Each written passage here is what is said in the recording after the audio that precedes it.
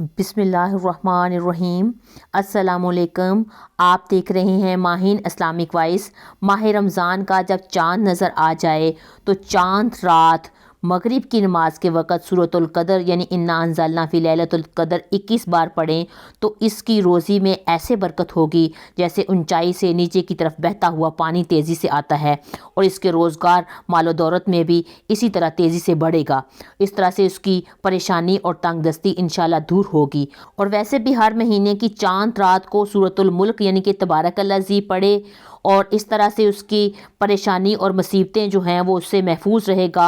اور اس مبارک سورۃ الملک کی 30 آیات ہیں، اور ویسے بھی عام طور پر مہینے کے بھی 30 دن ہوتے ہیں، اس لیے اس سورت کو روزانہ رات کے وقت پڑھنا چاہیے۔ یہ ہے چاند رات کی فضیلت۔ جو عاشق رسول ہیں ان کو چاہیے کہ ابھی سے وہ نیت کر لیں کہ رمضان المبارک کی چاند رات کے وقت مغرب کے وقت 21 دفعہ سورۃ القدر اور رات کو کسی بھی وقت سورۃ الملک جو ہے وہ ضرور پڑھ کر سوئیں۔ کیا آپ جانتے ہیں کہ وہ کون سا روزہ دار ہے جسے روزہ رکھنے کے باوجود روزے کا ثواب نہیں ملتا؟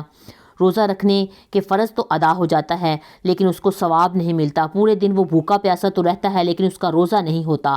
آخر وہ کون سا روزہ دار ہے؟ چلیے ہم آپ کو بتاتے ہیں۔ رسول صلی اللہ علیہ وآلہ وسلم نے فرمایا، بہت سے روزہ دار ایسے ہیں جن کو بھوک اور پیاس کے سوا کچھ حاصل نہیں ہوتا۔ وہ روزہ تو رکھتے ہیں لیکن دوسرے گناہ سے نہیں بچتے، اس لیے ان کا روزہ نہیں ہوتا۔ انہوں نے روزہ تو رکھا لیکن روزہ رکھنے کے ساتھ ساتھ انہوں نے سارا دن وہ گانے سنتے رہے، انہوں نے فلمیں دیکھیں، انہوں نے ناجائز تعلقات نہیں چھوڑے، انہوں نے غیبت کی، چغلی کی، برائی کی، دوسروں کو گالیاں دی۔ ایسے روزہ داروں کو سوائے بھوک اور پیاس کے کوئی ثواب حاصل نہیں ہوتا۔ کیا آپ لوگ جانتے ہیں کہ وہ کون سا شخص ہے جو اللہ تعالیٰ سے حضرت موسیٰ سے بھی زیادہ قریب ہو کر بات کر سکتا ہے؟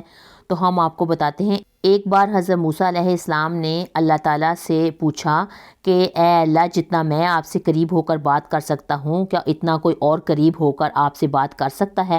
تو اللہ تعالیٰ نے کہا کہ آخری وقت میں ایک امت ہوگی جو محمد صلی اللہ علیہ وآلہ وسلم کی امت ہوگی۔ اس امت کو ایک مہینہ ایسا ملے گا جس میں وہ خشک ہونٹ، پیاسی زبان، سوکھی آنکھیں، بھوکے پیٹ جب افطار کے لیے بیٹھیں گے تب ان سے میں اتنا قریب ہوگا کہ موسیٰ میرے اور تمہارے درمیان 70 پردے ہوں گے۔ اس وقت اس امت محمد صلی اللہ علیہ وسلم کی امت کے درمیان میرے صرف کوئی پردہ نہیں ہوگا۔ جب وہ کوئی دعا مانگیں گے تو میری اس دعا کو قبول کرنا ذمہ داری ہوگی۔ سبحان اللہ۔